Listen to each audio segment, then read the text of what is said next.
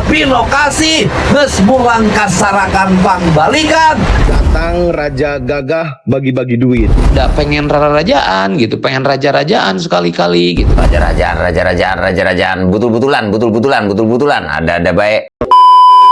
Oke guys, assalamualaikum warahmatullahi wabarakatuh. Langsung aja, kali ini kita mau ngebahas tentang Bapak KDM di Binokasi di Astana Gede Ciamis kemarin.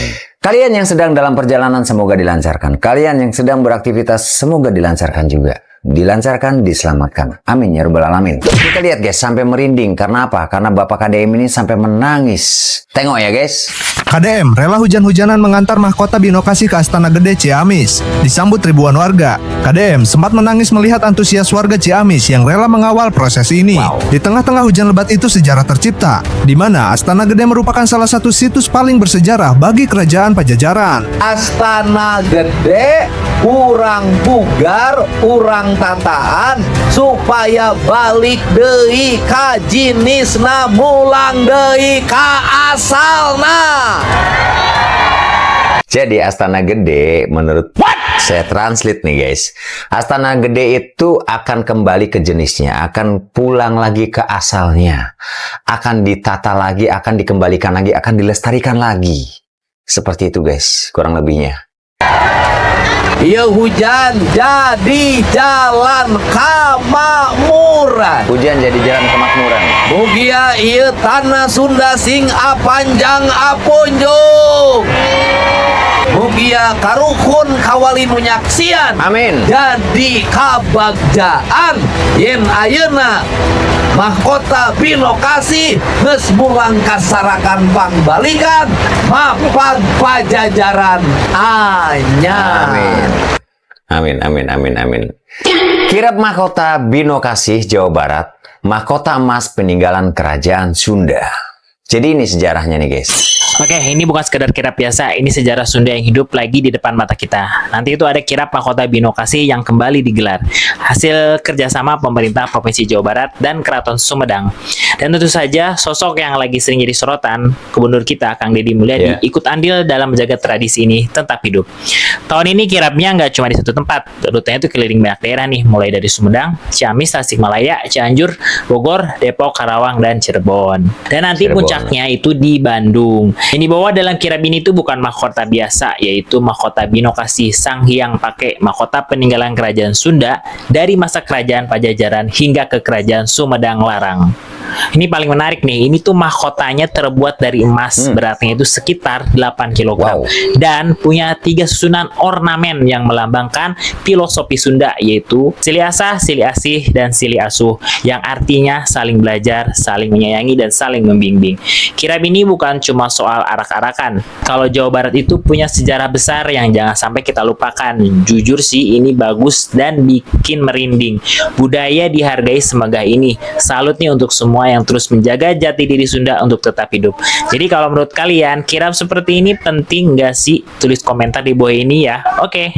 Kirap ini penting atau tidak? Kalau menurut saya ini penting. Kenapa? Karena kelestariannya itu harus dijaga.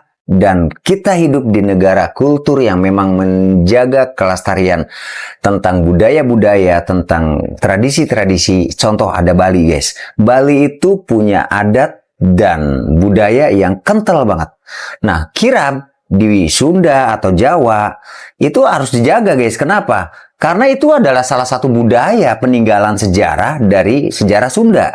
Jadi kalau menurut saya, kalau ada pertanyaan harus dilestarikan atau tidak, ya kita lestarikan guys. Bener Bapak, sangat menjunjung tinggi budaya dan tradisi. Kan lucu aja, hari judulnya Hari Milangkala Tatar Sunda kan gitu ya. Terus kemudian secara sandaran sejarahnya adalah penobatan raja.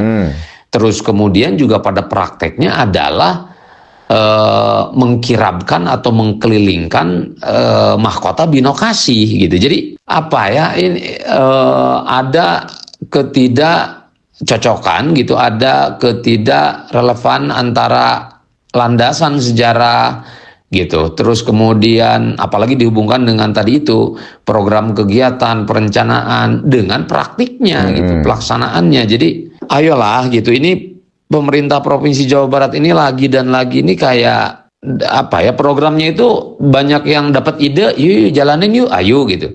Dapat ide, yuk jalanin yuk, ayo gitu. Uangnya, anggarannya dari mana? Uangnya dari mana? Ini aja deh, diambil dari ini dulu. Ini deh diambil dari dulu. Lucu ya. Kok makin kesini tuh makin kayak gitu. Jadi termasuk ini Hari Milangkala Tatar Sunda, sejarahnya penobatan,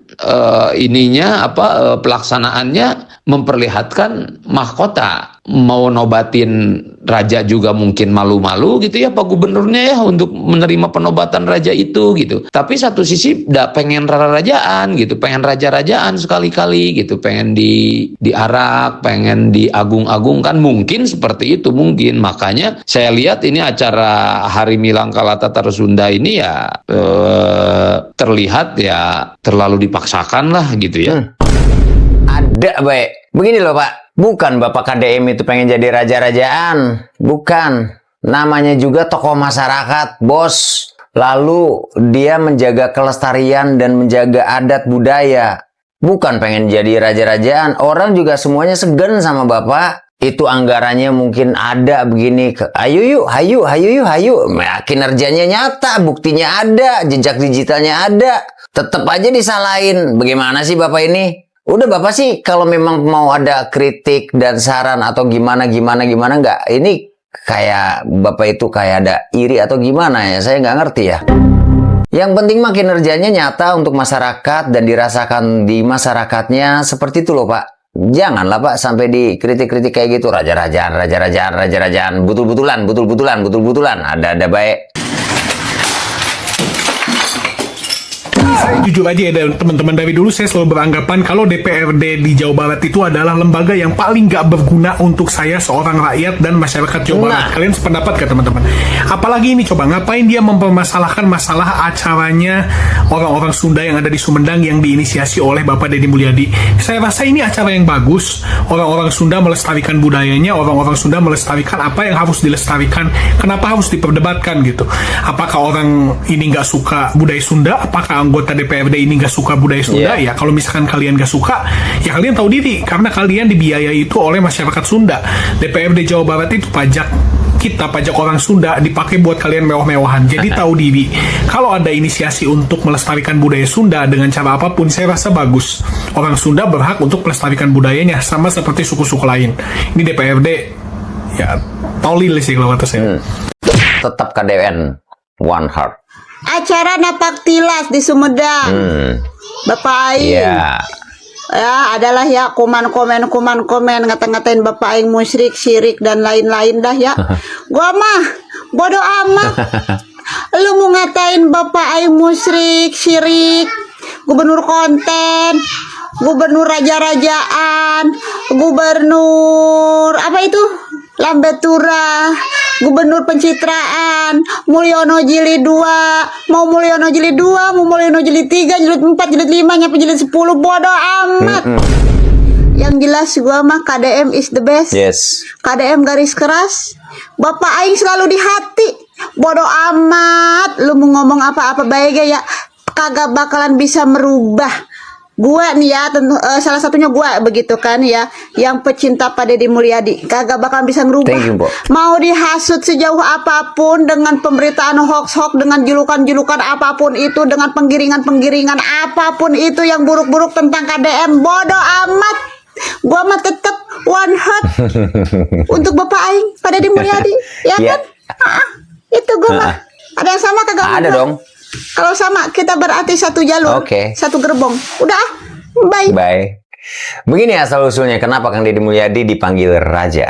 Ngomong-ngomong masalah raja Sunda nih ya. Jadi memang Deddy ini dipanggil sebagai raja itu udah lama, sejak zaman dia menjadi Bupati Purwakarta. Lalu kemudian dibawa tuh kebiasaan itu oleh para birokrat di Provinsi Jawa Barat. Sebenarnya Wan, ada cerita juga dari orang-orang dekatnya di Golkar maupun yang ada di Jawa Barat di luar Golkar. Jadi KDM ini dipanggil raja oleh kepala dinas, oleh orang-orang politikus ya. Ya, Politikus itu di Purwakarta ya dulu. di Purwakarta, bahkan sampai ketika KDM sekarang jadi gubernur Jawa Barat gitu. Kenapa? Awalnya dulu ketika di Purwakarta itu KDM memanggil sekdanya dan beberapa kepala dinas yang dekat sama dia itu dengan sebutan Patih dan Mahapatih. Nah, maka orang-orang di sekitar, wah dipanggil Patih Mahapatih nih. Saya manggilnya Raja dong gitu. Pagi tadi saya lapor ke Raja, saya juga lapor ke Pak Wakil kan. Jadi apapun yang saya lakukan, insya Allah saya juga akan laporkan ke Pak Wakil.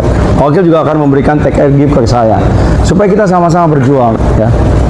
Raja jam berapa tuh saya laporan jam 5.15 dia udah jawab aja. Awal saya laporan tentang kinerja teman-teman lurah, ya, jangan khawatir, teman-teman lurah yang itu udah saya laporkan ke Raja juga, ya, Pak KDM. Nah, KDM bahas tentang Sunda seperti ini, guys.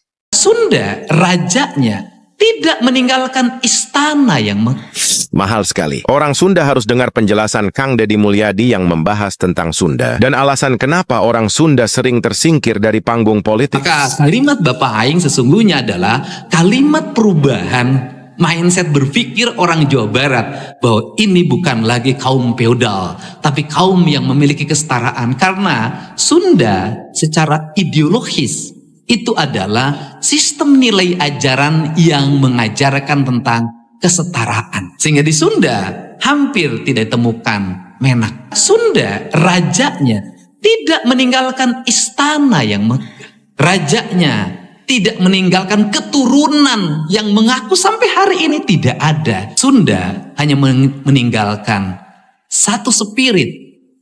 Silih asa, silih asi, silih asu. Sarende, saigel, sabobot, sapihanean, kacai jadi salori, kadarat jadi saloga.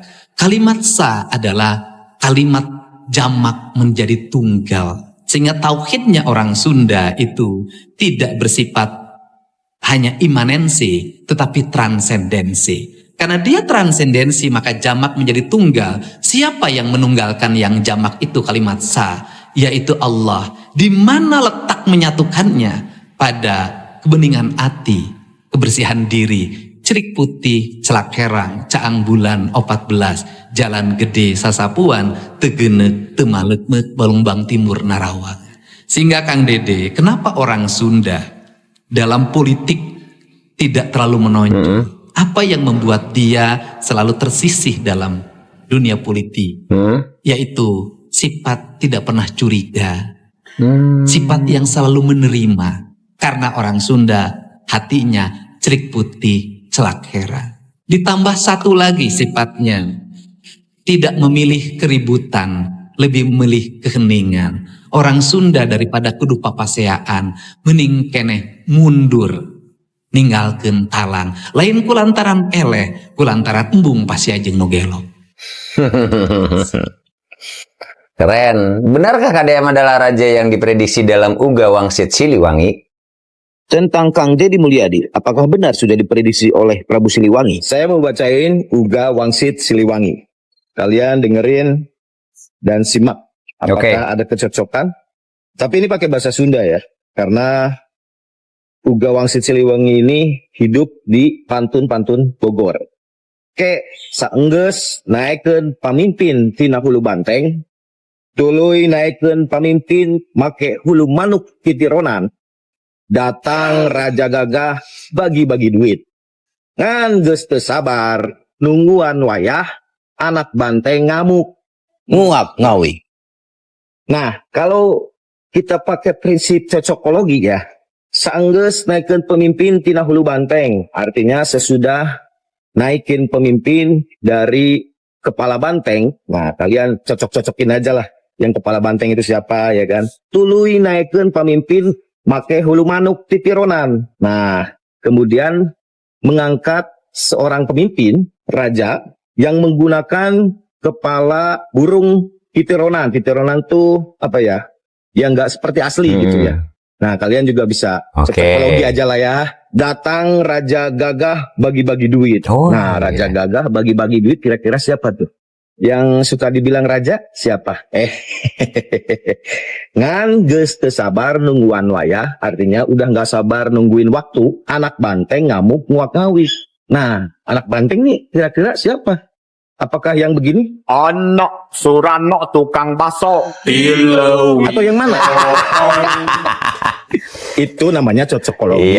Tapi Uga Wangsit ini bukan saya yang buat. Ini dibuat oleh leluhur kita pada masa Siliwangi. Oke, wih keren juga ya. Oke guys, jadi seperti itu dulu. Semoga kalian suka dengan video reaction saya dan mohon maaf bila mana masih ada kekurangan. Yang sedang dalam perjalanan, ingat harus jaga stamina tubuh dan fokus konsentrasi dalam perjalanan. Semoga selamat sampai tujuan. Yang belum punya pekerjaan, segera mendapatkan pekerjaan. Yang sedang beraktivitas, semoga lancar aktivitasnya. Sedang berusaha, semoga dilancarkan usahanya. Laris manis sanjung gimpul. Hong kapa-kapa, hong kipi-kipi. Setan luru mangsa, manusia luru rezeki. Tapi sing halal bro. Assalamualaikum, dadah.